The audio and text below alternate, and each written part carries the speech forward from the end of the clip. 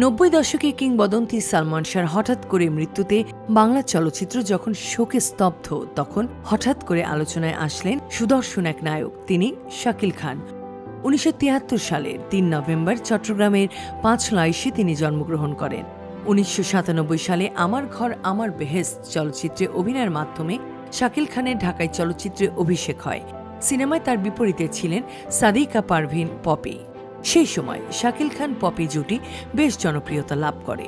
শাকিল খানের পরের ছবি এই মন তোমাকে দিলাম, দুটি সিনেমাই তখন সুপারহিট হয়। ভালোবেসে অন্তরে অন্তরে চিরতর। এরপর একের পর এক ছবিতে অভিনয় করতে শুরু করেন তিনি। সেই সময় বলিউডের হর হর মহাদেব নামের একটি সিনেমাতেও কেন্দ্রীয় চরিত্রে অভিনয় করেন তিনি। শাকিল খান প্রায় 100-এরও বেশি চলচ্চিত্রে অভিনয় করেছেন।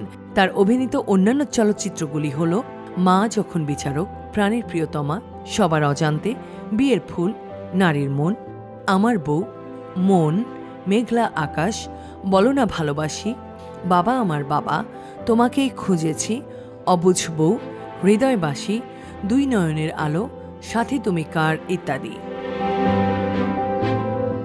শাকিল খানের স্ত্রী শারমিন হোসেন একজন নারী উদ্যোক্তা। সুখী এই দম্পতির এক ছেলে ও এক মেয়ে রয়েছে।